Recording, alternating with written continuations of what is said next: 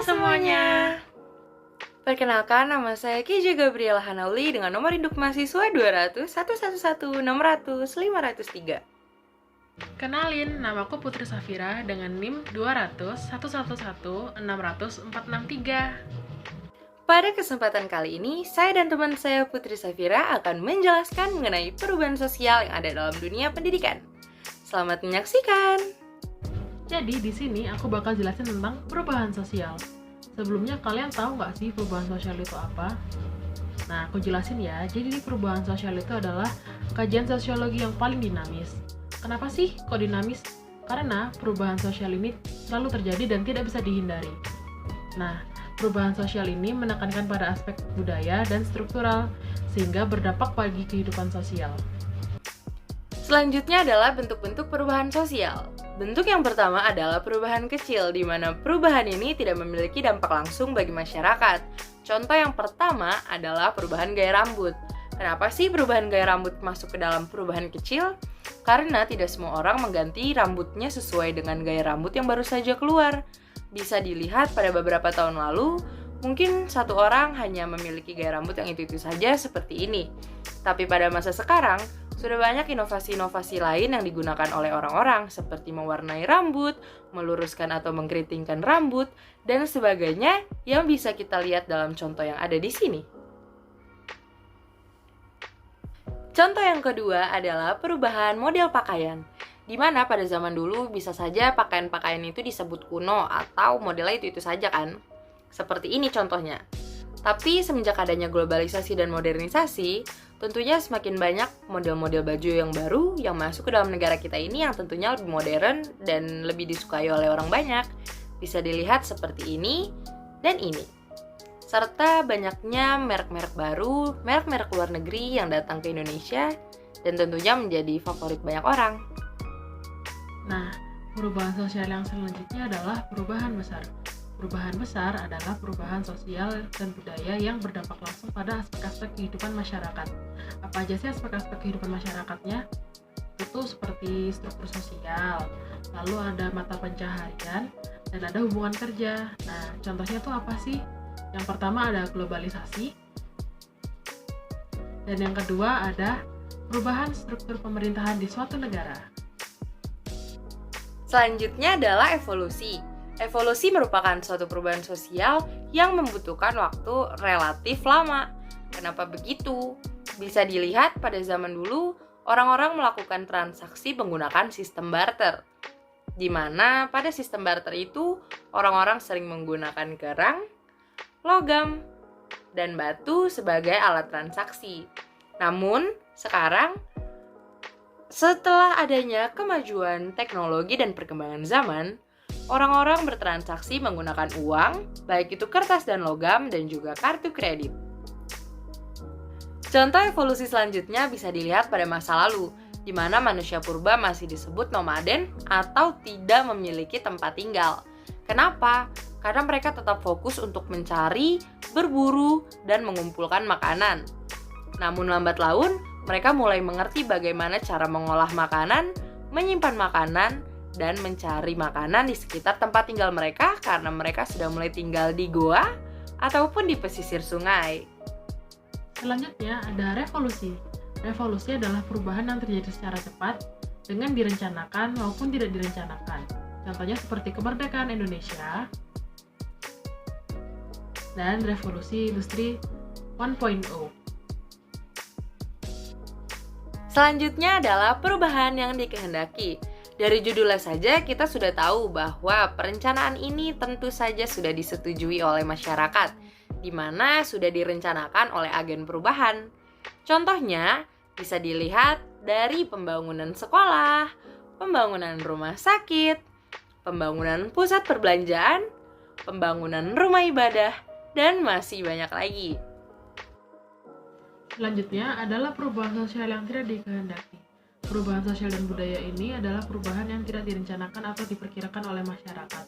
Contohnya adalah internet. Internet seharusnya menjadi positif, namun karena digunakan untuk hal-hal yang negatif, maka memberikan dampak yang buruk bagi masyarakat. Lalu ada misalkan pembangunan jalan. Rencananya pembangunan itu akan digunakan untuk memperlancar arus lalu lintas. Namun karena merasa arus lalu lintasnya terlalu lancar, maka terjadi banyak kecelakaan. Setelah kita mengetahui apa itu perubahan sosial, kita masuk ke dalam pendidikan. Apa sih pendidikan itu? Pendidikan itu merupakan upaya sadar yang dilakukan untuk meningkatkan kemampuan individu agar dia mampu bersaing dan berjuang di kehidupan mereka, yang tentunya banyak teori dan pembelajaran yang mereka aplikasikan dalam kehidupan mereka sehari-hari. Pendidikan dalam pengertian modern adalah proses formal dan direncanakan di mana warisan kebudayaan dan norma-norma sebuah masyarakat ditransmisikan dari generasi ke generasi. Selanjutnya kita masuk ke dalam 3 jenis pendidikan yang ada di Indonesia. Yang pertama adalah pendidikan formal. Apa sih pendidikan formal itu? Pendidikan formal merupakan pendidikan yang secara terstruktur dan berjenjang yang ada di Indonesia, baik itu swasta ataupun negeri. Contohnya adalah pendidikan anak usia dini, taman kanak-kanak, sekolah dasar, sekolah menengah pertama, sekolah menengah atas, sekolah menengah kejuruan, serta perguruan tinggi baik negeri maupun swasta. Yang kedua, ada pendidikan non-formal. Pendidikan non-formal adalah pendidikan yang dilakukan di luar pendidikan formal secara terstruktur dan berjenjang. Contohnya seperti kelompok bermain, lalu ada sanggar, dan yang terakhir ada balai pelatihan. Dan yang terakhir atau yang ketiga adalah pendidikan informal. Pendidikan informal adalah suatu pendidikan yang mengajarkan nilai-nilai keagamaan, moral, etika, tata krama, dan masih banyak lagi. Biasanya, pendidikan informal ini terjadi dalam keluarga, lingkungan sekitar, bahkan lingkungan dengan teman-teman sebaya kita. Selanjutnya, kita akan membahas tentang perubahan sosial dalam pendidikan. Perubahan sosial dapat terjadi di bidang pendidikan. Kenapa sih bisa terjadi? Nah, hal ini seiring dengan perkembangan metode pengajaran, kurikulum, dan teknologi. Terus, apa aja sih contohnya? Yuk kita simak video berikut ini. Yang pertama adalah cara mengajar. Kita bisa mengetahui bahwa setiap guru akan memiliki cara mengajar yang berbeda dari masa ke masa. Pada masa lalu, guru cenderung memaparkan materinya melalui papan tulis dengan kapur. Tapi sekarang, dua hal itu sudah tidak ditemukan lagi karena sudah digantikan dengan papan tulis dengan spidol. Seiring dengan perkembangan teknologi, akhirnya lahirlah proyektor, di mana guru juga menggunakan proyektor sebagai salah satu alat untuk memaparkan materi kepada siswanya. Yang kedua, ada kekerasan. Dahulu, guru memperlakukan murid dengan sangat kasar, hingga ada yang sampai terluka. Namun, saat ini telah ada undang-undang untuk perlindungan anak, sehingga guru zaman sekarang tidak bisa melakukan muridnya dengan kasar. Nah, contohnya tuh, dulu kalau kita punya kuku yang panjang, pasti kan dipukul pakai penggaris sama guru kita. Terus, waktu kita pakai kaos kaki tapi tidak sampai mata kaki, kaki kita pasti bakal dipukul sama guru. Yang ketiga adalah metode belajar.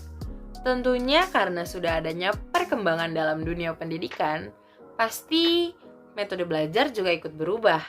Pada zaman dulu, orang masih menggunakan perpustakaan untuk mencari berbagai macam informasi mengenai pembelajaran mereka, baik itu mencari buku pelajaran atau mencari informasi seputar pelajaran mereka. Namun semenjak ada internet, orang-orang sudah bisa mengakses banyak situs. Bisa itu situs untuk mencari makalah, mencari jurnal, mencari buku online, ataupun mencari jawaban-jawaban atas pertanyaan yang mereka dapatkan di sekolah. Tak jarang dan sudah banyak sekolah yang memfasilitasi muridnya menggunakan WiFi agar muridnya boleh semakin dipermudah dalam proses pembelajaran. Lalu yang keempat, ada membuat tugas. Dahulu, siswa mengerjakan tugas dengan cara pergi ke perpustakaan, lalu meneliti seluruh isi buku. Kemudian menuliskan tugasnya dalam secari kertas. Sekarang sangat berbeda, kita bisa mencari tugas di internet, kita tinggal copy-paste, dan selesai tugas kita.